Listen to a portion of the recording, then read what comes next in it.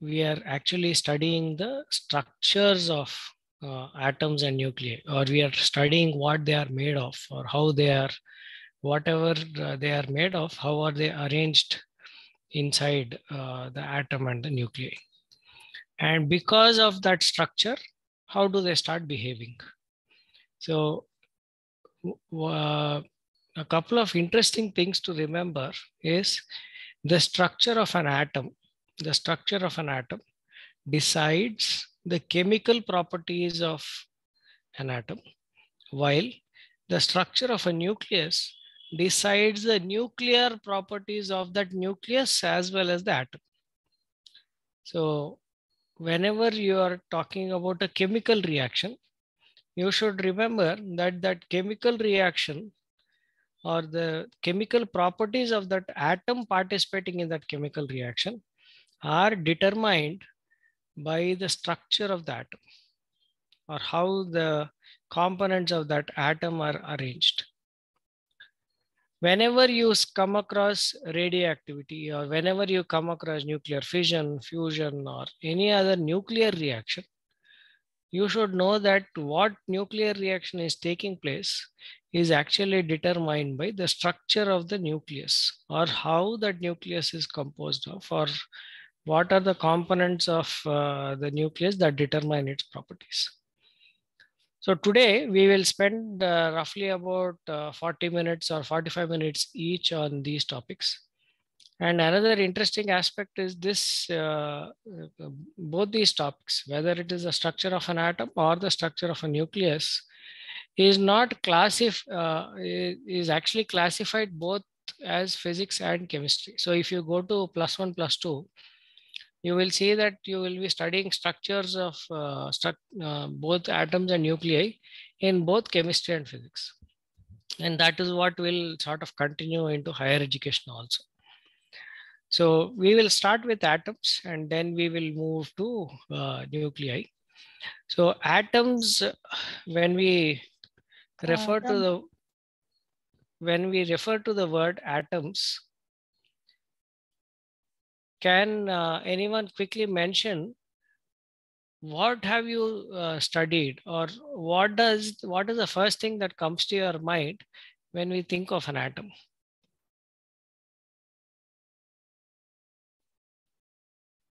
Yes. Smallest unit of matter. It is the smallest unit of matter. Excellent. What else?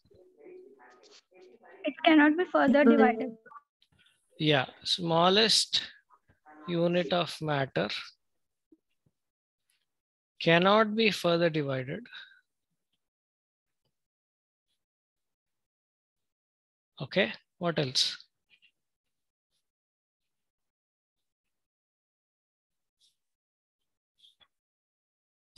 It does not exist freely except noble gases. Yeah, so they doesn't, or the atoms don't exist freely. The exceptions are noble gases, as you have mentioned. Okay, so except noble gases. Okay, next. What else? Just a moment. Yes.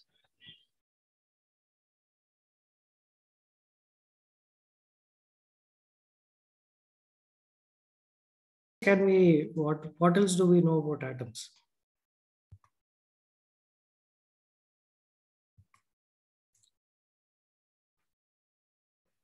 You would have heard quite a bit about atoms.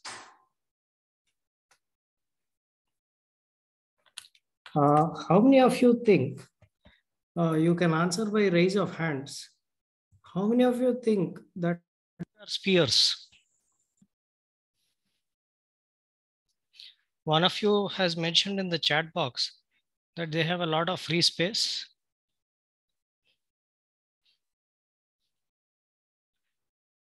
Next.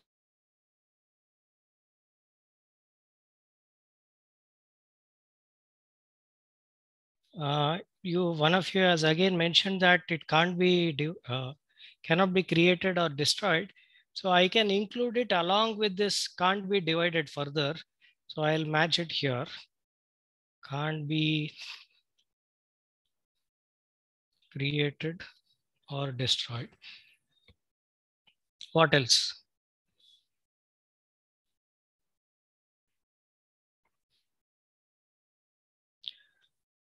Yes, by a show of hands, how many of you think that atoms are spherical in shape?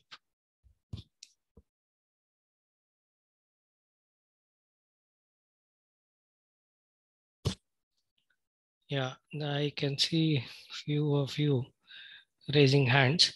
So the moment I refer to an atom, the first shape that comes to our mind is spherical, right? Or when you write it down as diagrams on a piece of paper, you would draw them as circles, right? Now, it is true that most atoms are spherical in shape.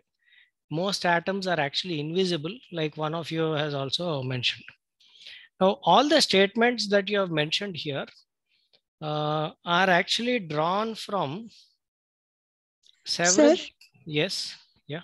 so it is already proven that atom can be further divided into subatomic particles. Yes. But why Yeah. we continue to say that it is indivisible? Yeah. It's a very good question. So I was about to mention that all these statements that we have made or have listed here are drawn from several philosophies or several theories which were proposed about atoms over 200 years, starting in the early 1800s to the present day. Okay. When they mentioned that atoms can't be divided further, this was a proposal in the Dalton's theory of atoms or Dalton's atomic theory. I am sure many of you would have heard of John Dalton. Yes, sir. Yes, sir. Yeah. Yes. So John Dalton had actually mentioned that atoms are spherical in shape. Atoms are not visible to the eye. Atoms can't be divided further. In fact, Dalton thought that atoms were solid spheres. Dalton did not think that atoms had free space. Okay. This atoms having free space was discovered much later. But one of the things which Dalton said, and which is also true till today, is that atoms are the smallest unit of matter. Okay.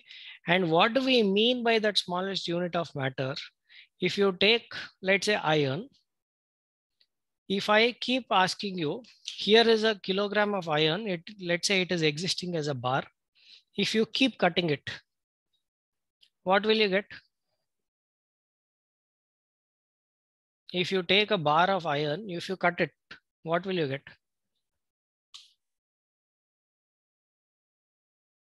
At some time, we find that it cannot be further divided. Yeah, but let's start with the first cut. When you cut this bar of iron, when you cut it once, what do you get? 2 pieces of irons. 2 pieces of iron. You keep on cutting, what do you get? You will, Many of iron. yeah, so you will keep getting smaller and smaller pieces of iron. Am I right? Yes, sir. So chemically, what you get, does it change when you keep on cutting? No, sir. No, sir. When you keep cutting, you will only keep getting iron and more iron pieces, right? But there will come a point where when you cut, that matter loses its properties of iron. Okay. This last step where if you cut, it will no longer, what you get will no longer be iron. That last step, what you have in that last step is called as an atom. That is the smallest unit of matter. And when John Dalton mentioned that it can't be divided further, he was right 200 years ago. Later, people have found that an atom can also be further broken down. But when you break an atom, what do you get?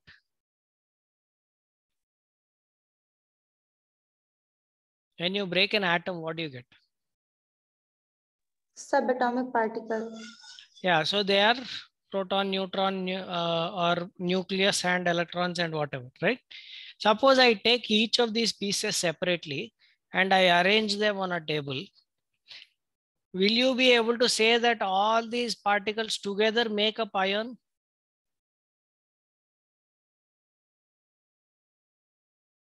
Their properties as ion, as atoms, as a particular element will only exist when they exist in the atomic form.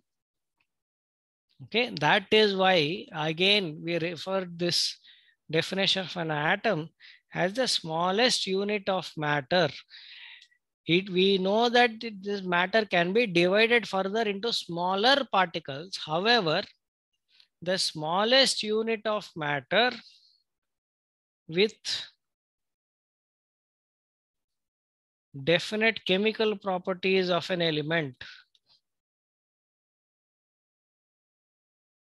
Definite chemical properties of an element is atom.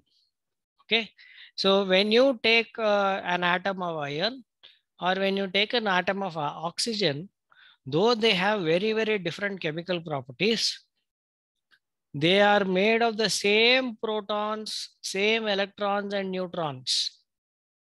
It is only the structure that brings that huge difference of how those atoms behave.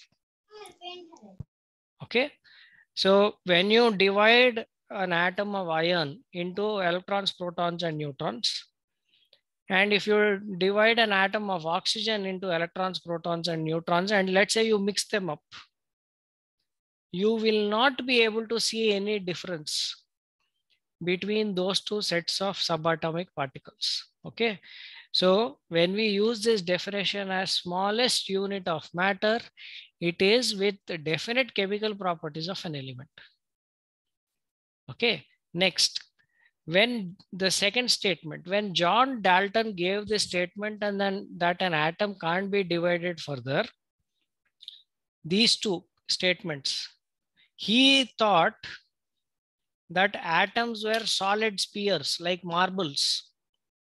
He never thought that atoms were empty that we know today. So Dalton has been proven wrong. So the second statement that atoms can't be divided further is no longer true today. Similarly, Dalton's thought that atoms can't be created or destroyed is no longer true today, because in nuclear reactions, you will see that atoms are being created and destroyed. Actually, what is happening is nuclei are being created and destroyed. And the moment nuclei are being created and destroyed, they'll also form atoms or change, or each of these nuclei will get converted into atoms. Okay. So this is an important statement to remember. Then the third one that you have mentioned, that they don't exist freely, is a common observation. However, here again, you should remember that if you take, like I gave this example of iron, does an iron atom exist freely?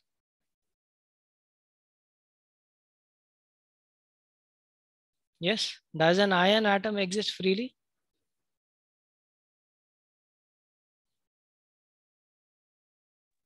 No, sir. Why isn't so? You have mentioned that only noble gases can exist freely. So why not iron or other metals? Because they have some valency. Huh, So they are so not stable. they are not stable.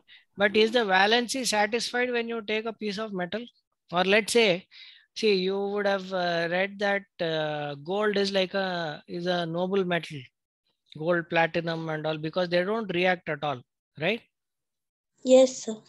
But don't gold and platinum also have valency?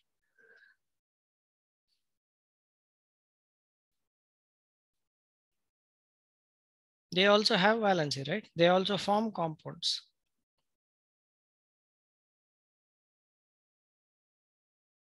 So remember that this statement that they don't exist freely in nature is only partially accurate. When you take oxygen, for example, if you just have one oxygen atom in a room, you empty everything, you just put one oxygen atom, it will exist freely. It is only when there is an access to another oxygen atom, then these two oxygen atoms come together and form O2. Okay, so any atom or any element can exist in free form or in isolation when that atom is separated from every other thing in the neighborhood. If that atom is kept by itself, kept alone, then it can exist freely. Okay. The last point that you mentioned about free space was something which was studied by Rutherford. Any idea what is the name of the experiment that Rutherford had used? Ernest Rutherford. The gold foil experiment. Yeah, it is commonly referred to as the the gold foil experiment, or sometimes it is also referred to as the alpha ray scattering experiment, and so on. So what happened was, there was a thin gold foil paper, like very, very thin, that was kept, and alpha rays were made to pass through it. Alpha rays were made to pass through it. So what did Rutherford observe?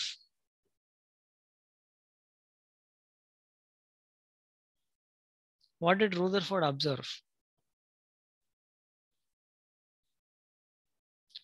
Rutherford actually came up with three observations, three very, very important observations. The first one, he said, most or 99% of alpha particles or alpha rays went straight. There was no deflection. They went straight through the gold foil. Okay, they went absolutely straight. The second one, he said few, this is less than 1% of alpha, deflected from the foil, or it slightly deviated from the foil. Slightly it had changed its direction. Okay. And the third one, third important thing, very, very few. It is almost like 0.01%. Less than 0.01% of alpha particles deflected directly opposite, deflected backwards. These were his observations, which meant when he was conducting his experiments, this is what he observed. Okay. Now, these observations help us decide or infer something. So what did these observations help us understand? What was Rutherford able to infer from these experiments, observations? Most of the space inside the atom is free, and nucleus is present in very small space inside an atom. Yeah. So remember that when Rutherford carried out this experiment, he didn't know that there was something called as a nucleus. Okay. You have to remember that Rutherford didn't know that there was something called as a nucleus. So when alpha rays were particles, he knew that. And when you put this gold foil, and when he saw that alpha rays were just going through the gold foil. So imagine if I were to say that I put my hand like this and there is a marble or a piece of chalk which is going through my hand right through. Then the first thing you would be expecting is that is there a hole somewhere here through which it is passing? So similarly, these alpha particles were actually passing right through all these atoms. And that is when the first observation actually helped Rutherford decide or infer that maybe there is a lot of free space. Okay. The second and the third points together helped Rutherford infer that maybe all the positive charge that is inside an atom is concentrated at one place. Rutherford knew that there was positive charge inside an atom because Rutherford knew that there were electrons. Electrons existed. Rutherford knew that.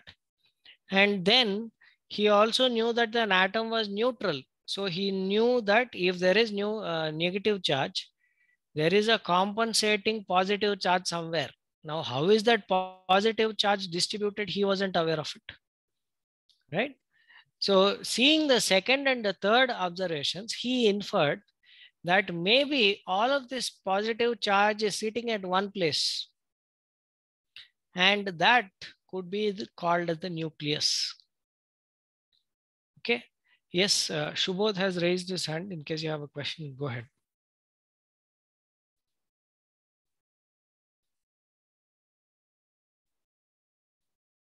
Okay, let me move on. So Rutherford came up with few very, very important observations, and they led to very important inferences. And when he put together all his inferences, he came up with this theory called the planetary model of an atom. So what was that? It was like the solar system,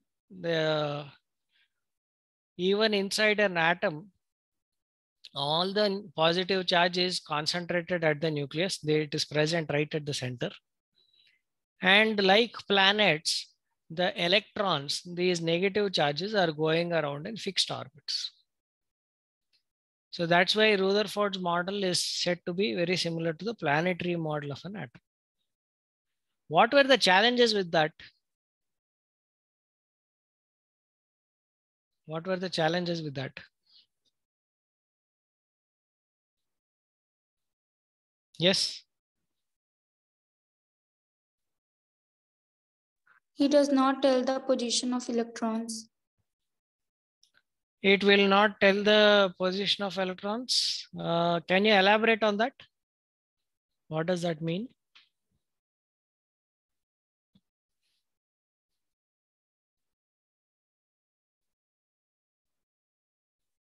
Yes.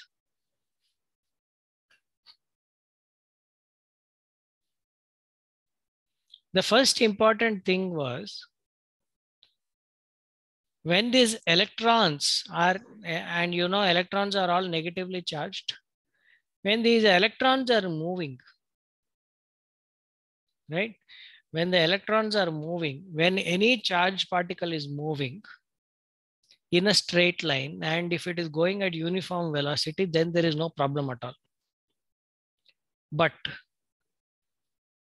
if it has to go in a circular path, it means that its direction is constantly changing. The electron's direction is constantly changing, which means the electron is constantly accelerating. Because we say that a particle is under acceleration whenever there is a change in its velocity. And change in its velocity means either change in magnitude or change in direction. One of these two, right? So whenever there is an electron, when it is changing direction, you know that it is under acceleration. And when it is accelerating, it is actually losing energy. And if it is losing energy, in what form will it lose energy? What energy does a moving electron have? When an electron is moving, what form of energy does it have? Kinetic energy. It has kinetic energy. So if it is losing energy, what will happen? Its rotation in spiral form will decrease, and it will fall in the center of the center. Yeah.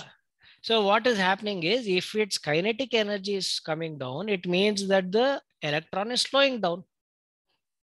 So if it is slowing down, the nucleus, which has all the positive charge, can now attract it towards the nucleus. So all the electrons will then fall into the nucleus. There will be no separation between positive and negative charge. Am I right? So whenever there is a charged particle which is under acceleration, like in the case of a planetary motion, there is no loss of energy because the earth is not charged, right? So if in the case of the structure of an atom, because the electrons are charged particles and they are moving in circles, and the moment they are moving in circles, it means that they are under acceleration. They are losing charge, they are losing energy constantly. At some point, they'll fall into the nucleus. This was something which Rutherford could not explain. Okay. Now, one of his students by name Niels Bohr was someone who tried explaining this, and which is whatever he had proposed is something what we mostly accept as the structure of an atom. Whatever he has proposed, he has said that it is, he has said, or whatever he has proposed, we continue to study it in different, slightly very different tweaks that we have done here, but we have not discarded his theory. So Bohr's model of an atom, or Bohr's atomic theory, is something which we continue to use it even today. So what did Bohr do? Now just imagine that this is an atom. This is a sphere. The nucleus is very small. It is somewhere here. In fact, in reality, the nucleus is smaller than this also. It is almost like a small dot in the size of this atom. In fact, there was a very, very nice anecdote. It said that if you were to understand the size of an atom, think of a city that you stay in. Let's say you stay in a very, very big city like Delhi, Bangalore, or Mumbai. Think of such a big city. And at the center of the city, if you have a football which you can hold in your hand. If the city was the size of the atom, the football is the size of the nucleus. And now you can imagine how much empty space is there. And that was something which Rutherford was able to identify in his experiment. Okay. Yeah. Now coming to the Niels Bohr experiment, one of the interesting questions which Rutherford could not explain is, let's say now let's assume that we accept Rutherford's theory for a minute.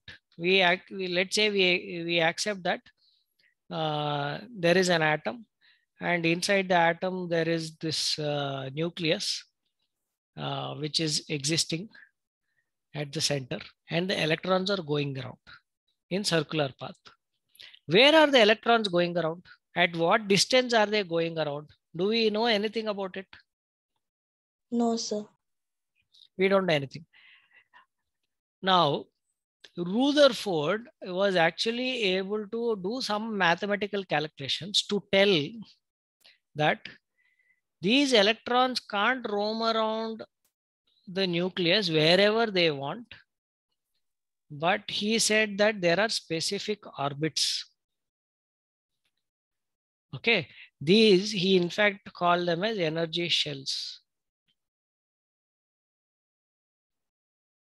Okay, these energy shells or energy levels, they have a fixed orbit. They have to go around in that orbit only. They can't come inside or go outside.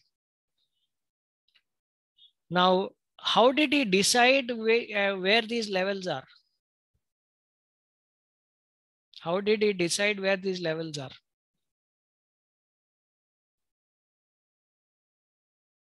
Yes, anyone?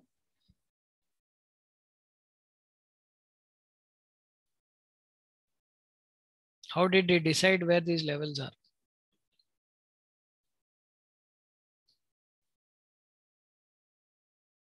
Where the electrons are moving. But he was not able to see those electrons, no? So when Niels Bohr proposed that there are definite orbits, electrons have to go around here only. When he says that, how did he come up with that calculation? That this is the path of the electron. This is the radius of the path of that electron. How could he determine that?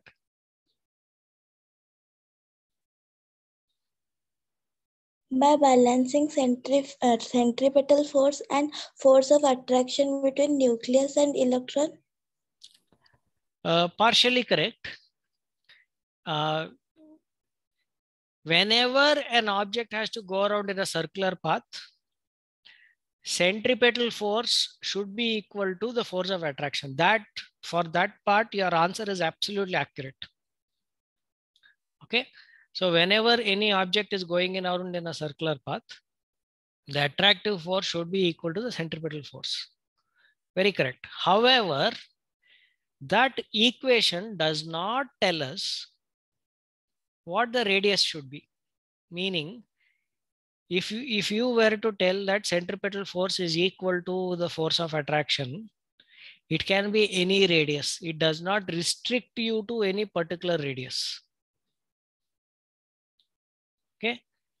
Now, Niels Bohr was able to decide in which radius or at what point the electron is going around based on some mathematical calculations, which he observed from the emission spectra. Emission spectra. What is an emission spectra?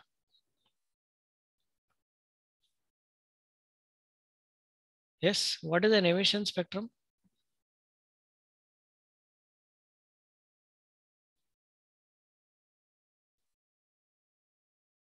Yes, what is an emission spectrum?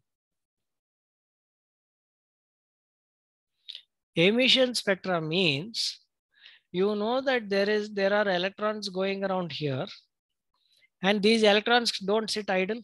They keep jumping up, they keep jumping down, and so on in energy levels. So when an electron jumps from a higher energy level to a lower energy level, that additional energy comes out as some light. And when I say light, it need not be the light which we can see with our eyes also. It is basically an electromagnetic wave. Sometimes we can hear it, sometimes we can see it, and so on. But there is some electromagnetic light wave which is coming out. Because this energy is being emitted, this is referred to as emission spectra. All the light or all the electromagnetic waves which come out of an atom together make up that emission spectrum of that atom. And why am I saying all the energy or all the electromagnetic waves coming out? Because there are several energy levels inside an atom. If I were to just name this, I'll just give you one example here.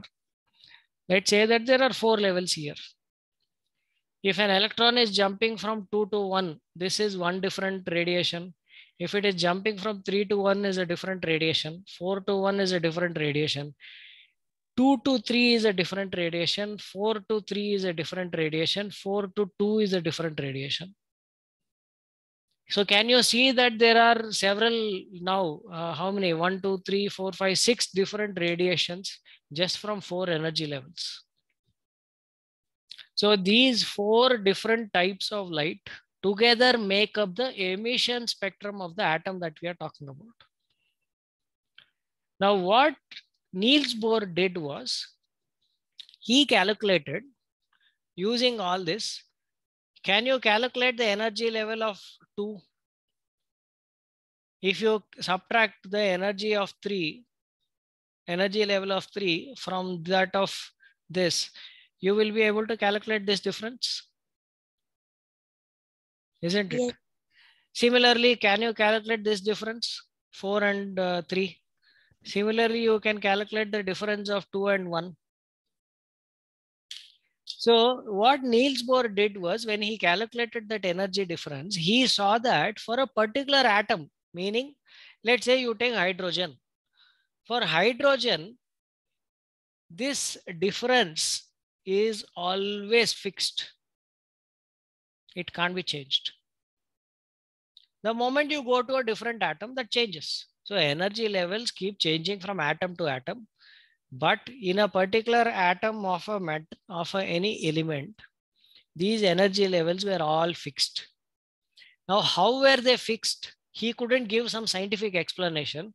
So he said, the only thing I am able to see that is that whenever the electron is going around in these orbits, the angular momentum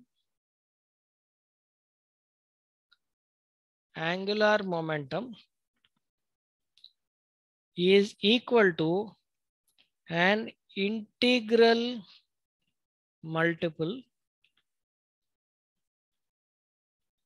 of h by 2 pi. H is Planck's constant and pi, you know, h by 2 pi. Bohr was not able to explain why this is happening, but he came up with this beautiful observation, which is actually true in the case of all the atoms that he later studied. Okay, so there were 2 very, very simple equations. The first one was what Shikha has mentioned, that the centripetal force is equal to force of attraction. And in this case, what is the force of attraction? Electromagnetic force of attraction or electrostatic. It is the electrostatic force of attraction between electron and the nucleus, right?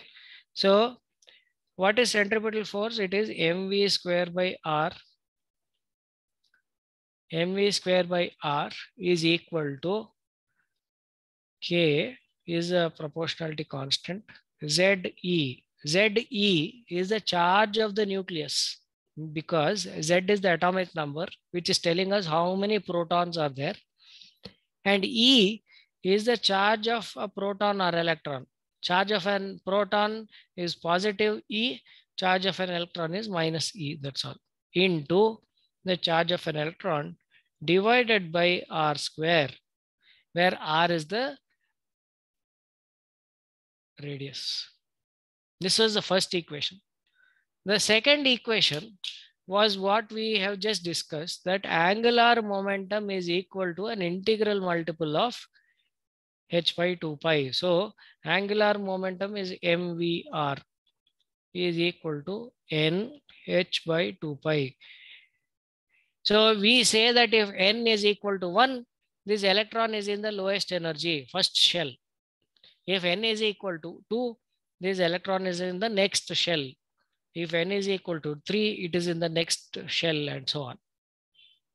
Just by using these 2 equations, you are able to calculate what is the velocity of the electron going around, at what distance is this electron present from the nucleus, what is the kinetic energy of each electron, what is the total energy. Total energy includes kinetic energy plus potential energy of that electron, and how is the total energy changing, and so on.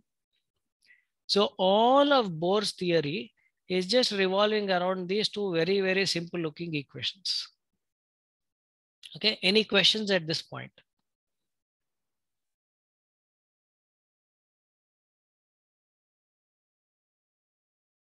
Do you have any questions?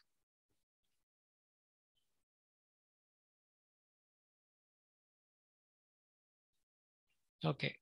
So if there are no other questions, now remember that Niels Bohr also mentioned that all electrons go around in circles only. However, only later people found out that these might not be exact circles. In some cases, they might be ellipses, like in the case of planets. So Sommerfeld came up with this new theory saying that electrons are not necessarily going around in circles. They might be going in elliptical orbits also. So we will not dwell into those details. So there are two very important aspects that we have studied here.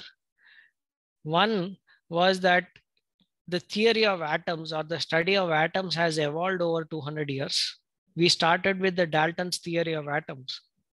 We looked at how Rutherford understood it. And then we looked at how Niels Bohr has defined it. But remember, in these three theories, we have just looked at three theories. One is Dalton, Rutherford, and Niels Bohr. In between also, there were several experiments done and several new theories that were proposed. For example, one of the theories that I have skipped today is J.J. Thomson giving an explanation of how an atom is made. Okay. Now, J.J. Thomson's model of an atom had an interesting name. Can anyone mention that? Plum pudding model or watermelon model? Christmas Yeah. pudding. Yeah. So J.J. Thomson mentioned that every atom might be looking like a watermelon. All the electrons, J.J. Thomson knew about the electron. Okay. He had discovered it in the cathode ray experiments. So he said that all these electrons that we are seeing, they are like the seeds inside the watermelon. And the other positive charge, Thomson didn't know about where this positive charge was distributed. He said that the positive charge is uniformly distributed like the flesh inside a watermelon. Now it took only later when Rutherford did that experiment, then he understood that it can't be a watermelon because there's a lot of empty space inside an atom. But in the plum pudding or the watermelon model, there is no free space. Okay.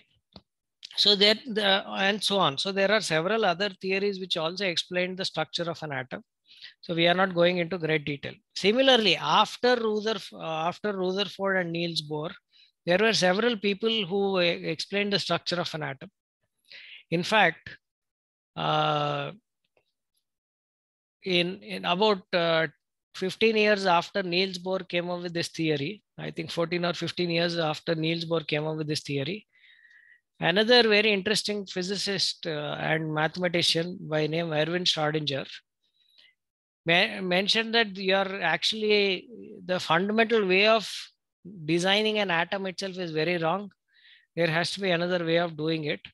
And he came up with what is called as a quantum mechanical model of an atom. Okay, so you will be introduced to an entire field of quantum mechanics, which is based on what Schrödinger, based on which he had actually built the structure of an atom also, which is also something which is very closely accepted today. So I'll stop here. If you have any quick questions on the structure of an atom, we can discuss it. Otherwise, I'll move to the structure of a nucleus.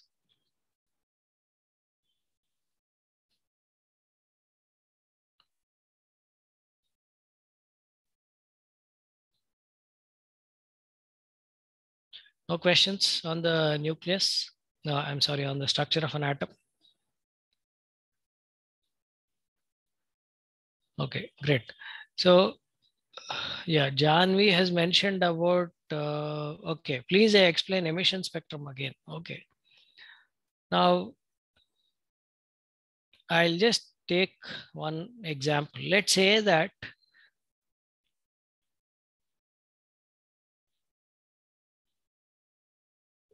you are standing on a staircase. You're somewhere here and there are some two people here. Okay, now let me name each of these steps: A, B, C, D, E, F. Okay, now can you see that all these stairs have different sizes? Yes, sir. Yes, Okay. sir. Now, let's say that these heights are given. Okay, if you measure these heights, let's say this is 10 centimeters. This is 8. This is 6, 4, and 2 centimeters.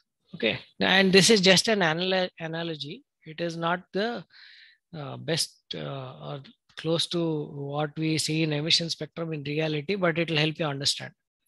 Okay, now suppose I mention that I am not telling you where I am standing.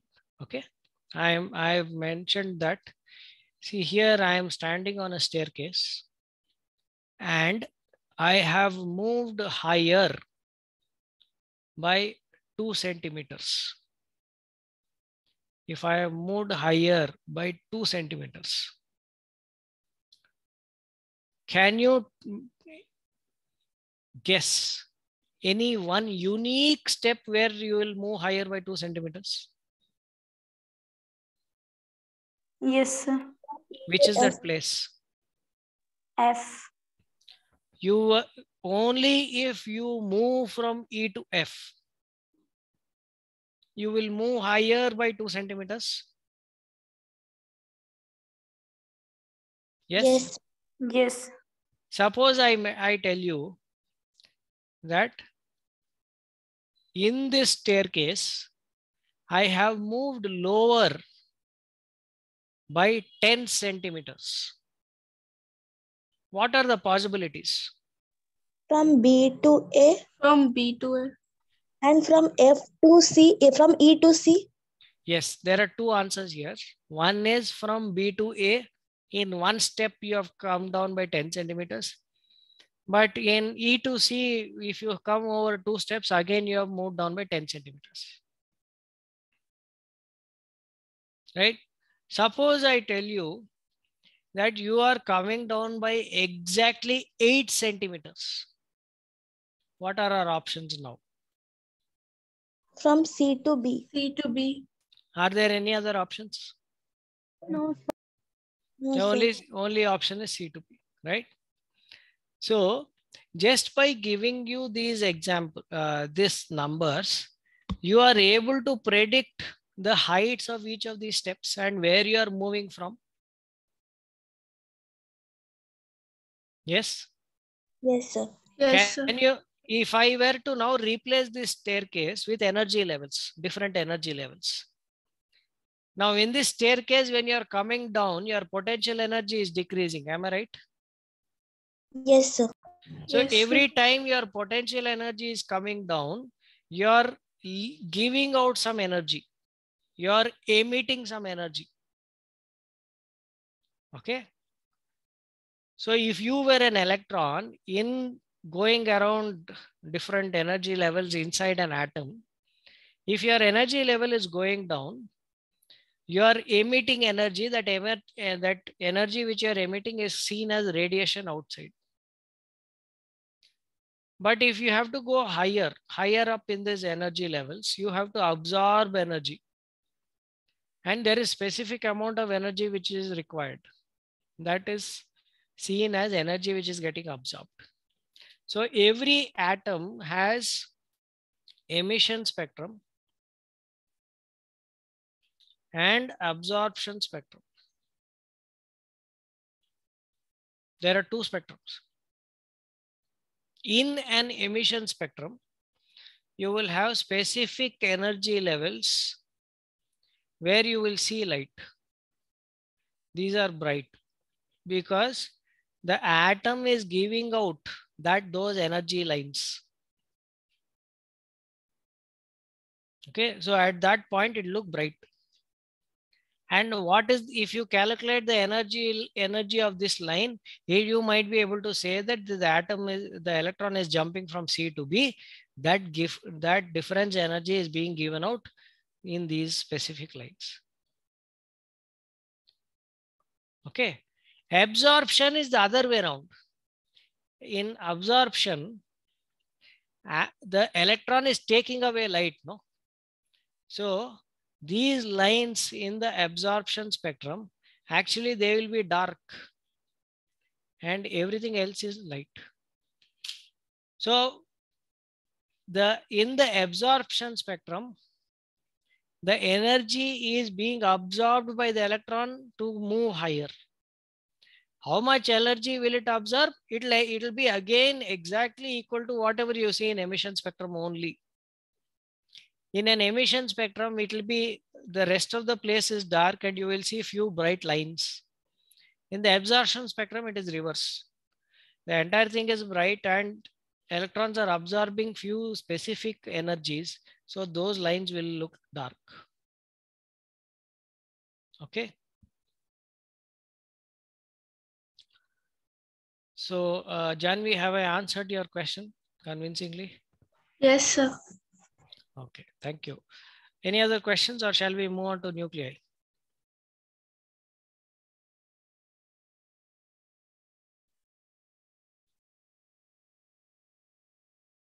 Okay, so now coming to nuclei, I have just mentioned briefly that the first time a nucleus was proposed or we thought that there is a nucleus was mentioned by Rutherford. Am I right? Rutherford, after he did this very classic experiment, that was the first time he inferred that maybe all this positive charge is concentrated one location at the center of the atom. That was the first time we discovered a nucleus. So this was around the time of 1908, 1909 and so on. However, the study of nuclei actually started much before that. Even before we thought that there is a nucleus, we started studying nucleus. And that was by the study of radioactivity. Okay. Now this radioactivity was actually serendipity in the sense that we had not planned to study radioactivity. We were studying radioactivity and suddenly something else happened. We were actually studying X-rays and suddenly something else happened and people came across radioactivity all of a sudden. So the father of this field, or the first person to discover radioactivity, was Henry Becquerel. And once Henry Becquerel sort of discovered radioactivity, people became very curious. They started trying to understand what is causing this radioactivity and so on. And that is where Madame Curie, Pierre Curie, actually made some breakthroughs in understanding the radioactivity. So finally, what people have understood is radioactivity means that there is a very unstable nucleus. It wants to become stable and it becomes stable by various means. There are multiple radioactive processes that can happen. So usually, if you were to sort of clearly explain or sort of simplify what all happens inside a nucleus, let's say that this is the nucleus. So there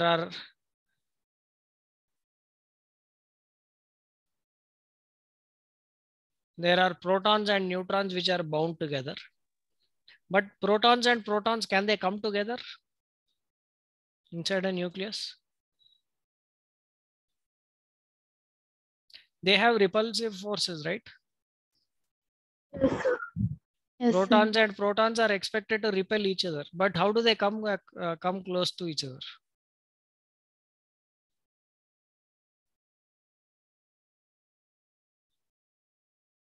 So remember that these protons are repelled by what we refer to as the electrostatic force or the electromagnetic force. But inside a nucleus, there is a force called as the strong nuclear force.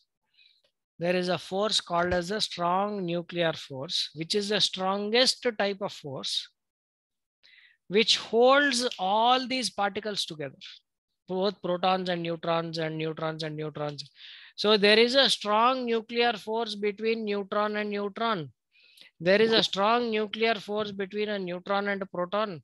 There is a strong nuclear force between a proton and proton. Okay. This strong nuclear force is actually stronger than the electromagnetic force. That's the reason a nucleus actually holds its shape. It holds all these protons and all together. Okay. Now in this, if you observe, the trouble is created only by protons and protons, because protons also have the repulsive force. If there was no repulsive force between protons, then every nucleus would have been very stable. Right? So to compensate for this repulsive force, neutrons actually add a lot of energy, or should I say a lot of stability to the nucleus. So in the case of hydrogen, hydrogen has just one proton in the nucleus. Because there is no repulsive force required, there is no repulsive force because there is no second proton. You don't worry too much about other nuclear forces. But the moment you move from hydrogen to helium, this one proton becomes two protons. Now there is repulsive force, right? So to compensate for the new repulsive force, we have two neutrons which will hold this together. Now, if you come to lithium, there are 3 protons and there are 4 neutrons. If you come to beryllium, there are 4 protons, 4 neutrons, and so on. So as the nucleus becomes bigger, what will happen is the distance between these particles is increasing. So there is repulsive force actually takes over the nuclear force at some point. Nuclear force is very strong when these particles are very close to each other. When the nucleus becomes big, what will happen is the proton here on this outer edge will be repelling another proton in this outer edge. They are slightly far off. However, because they are far off, there is no nuclear force between this proton and this proton. It will only add to the repulsive forces. So there are 2 things always. One is neutrons are necessary to hold all these nucleons together, to hold the nucleus together. Okay. So neutrons contribute to the nuclear force inside the nucleus. Protons are the ones which create the problem because they create these repulsive forces, which is making the nucleus unstable. So if the nucleus becomes very, very big, it is very unstable. That is when it is trying to do something to become stable. So the process of a nucleus changing from an unstable state to a more stable. I am not saying stable. It is relative. From an unstable state to a slightly more stable state is a nuclear process, or what we see as radioactivity. Okay. So when it is whenever radioactivity is seen, the most common forms of radioactivity is emission. You will see some energy coming out. So this energy is coming out in 3 forms. One is alpha, beta, and gamma. Just 3 names which have been given. In the case of alpha and beta, it is not just energy, it is also some mass is coming out. So in the alpha, whenever an alpha particle is coming out, what is happening is it is bringing out 2 protons and 2 neutrons together, which means it is trying to reduce the positive charge inside the nucleus. It is trying to decrease the nuclear forces, the repulsive forces inside the nucleus. So an alpha particle is positively charged and if you observe, an alpha particle is nothing but the nucleus of helium, 2 protons and 2 neutrons. It is trying to decrease the positive charge inside the nucleus. Okay. There is another variety. There is a beta particle. And usually when we say beta particle, we are referring to a negative charge. There is an electron coming out. And if there is an electron which is coming out, here what is happening is a neutron is breaking away into a proton and an electron. And this electron is what is getting kicked out. So a neutron, you know, is charged, it has no charge, it is neutral. It can, and you also know that neutron is slightly heavier than a proton. So a neutron can be divided into a proton and an electron. Proton stays inside the nucleus, electron comes out. And remember, this beta emission is not very common, but it does happen. Okay. Now in the beta emission, remember that protons are increasing, number of protons are increasing, positive charge is increasing. In the alpha emission case, the positive charge was coming down. In the beta emission case, positive charge is going up. And the third one, the gamma, is only energy.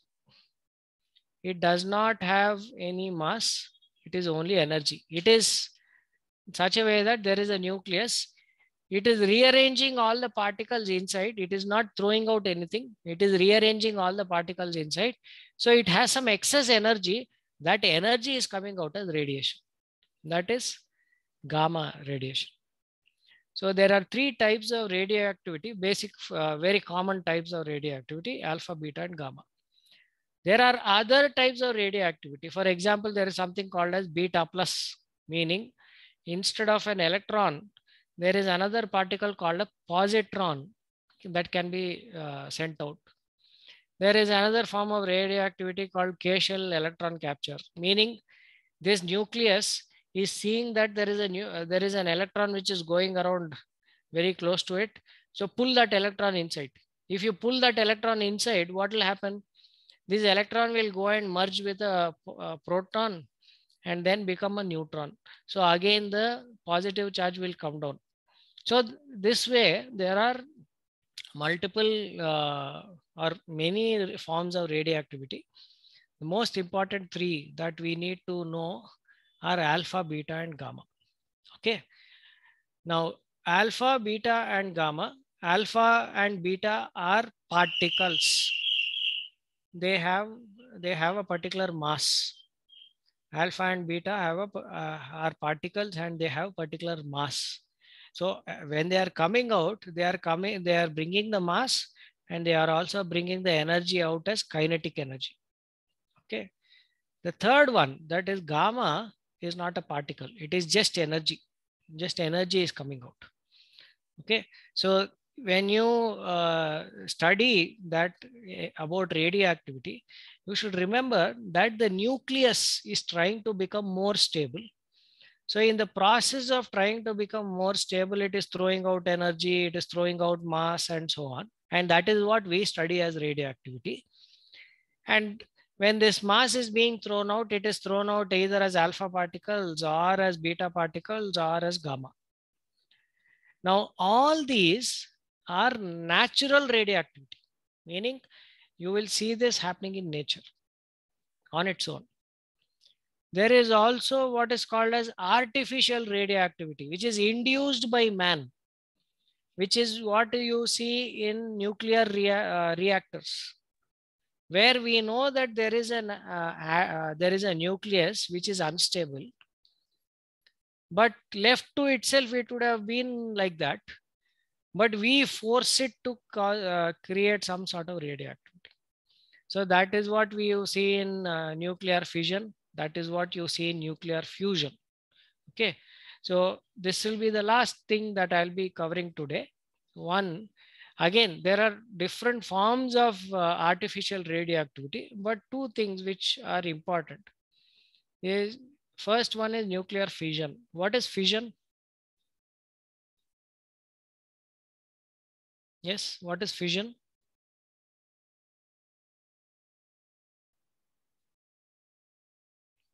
Fission means you are breaking it down.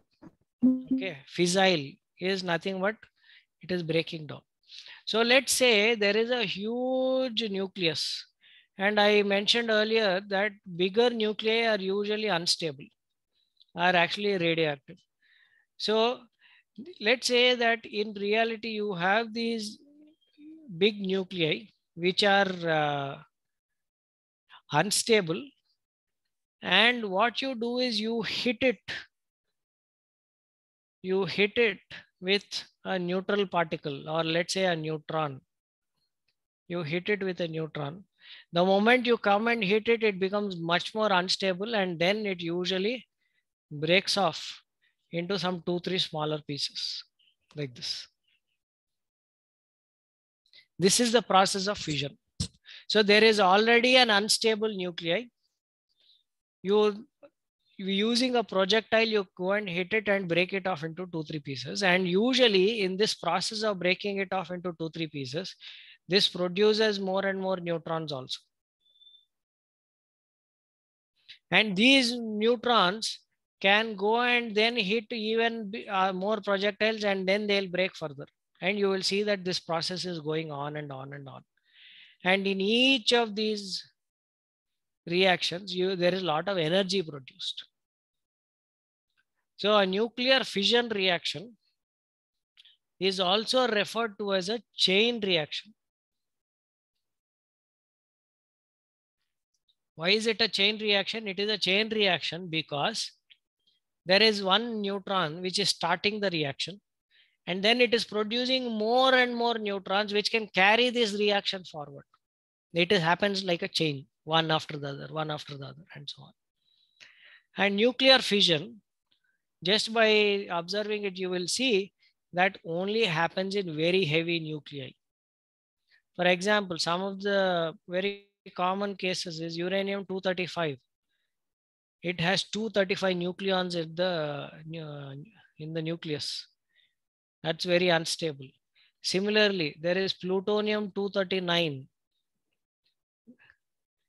Right? Then there is uranium-238. Uranium-238 is slightly more stable. It requires a different type of reactors. Then there is another very heavy nuclei called uranium-233. There is another fissile material, thorium, which is 232, and so on. So you, just as you observe here, all of them are extremely heavy nuclei, bulky nuclei. You go and hit them with a neutron, and this induces more instability, and then it will sort of help it break it off into pieces. And those pieces can further produce more and more neutrons, which can go further and further break them off, and so on. This reaction continues. It's a chain reaction. Once you start that, it's very difficult to stop it. So this particular nuclear fission reaction is what is used in our nuclear reactors today to produce energy, which we then convert it into electricity. This is what is used in the nuclear bombs also. The bombs which are dropped on Hiroshima and Nagasaki use the uranium and plutonium. So once you start, they produce so much energy that you can't even control. Okay. The other variety of reaction, which I was referring to as nuclear fusion. Fuse means you merge together, is exactly the opposite. So you take very, very small nuclei and you bring them together, they'll form a bigger nuclei. And again, this process produces extremely high amount of energy. This is what is happening in all the stars, where hydrogen is constantly getting converted into helium. And this can actually fuse further. It can all the way produce very heavy elements like all the way till iron. Okay. So in the process of nuclear fusion, small nuclei are merging together to produce bigger nuclei. Okay. Now there is a challenge here. Nuclear fission breaks off into smaller pieces which are also continuing to be radioactive. So there is a chance that nuclear fission can be dangerous to mankind because its outputs can be radioactive. Though you are generating energy which is useful, the products can be radioactive and harmful for mankind. Nuclear fusion, on the other hand, the products are not radioactive. They are not harmful. However, to start a nuclear fusion reaction is extremely difficult.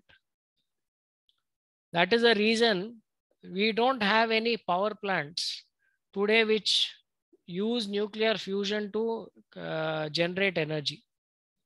We are not able to start a nuclear fusion reaction so that we can control it and extract all the energy. So far, man has been unsuccessful in using nuclear fusion to produce energy for peaceful uses.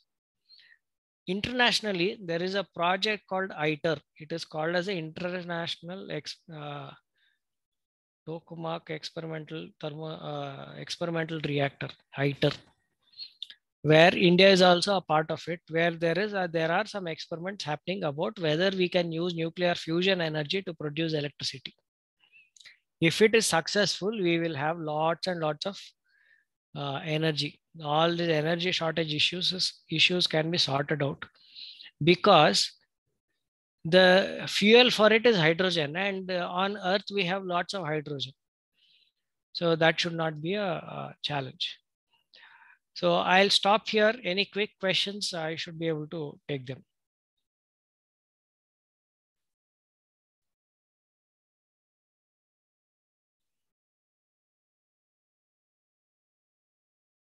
Okay. If there are no questions, over to you, Maitreyi. Thank you, Praveen sir, for covering this vast topic into, in a matter of few minutes. And I'm sure the students learned a lot today. And we will continue learning after Diwali break, guys. We will be having the next session on 27th. That is after the Diwali break.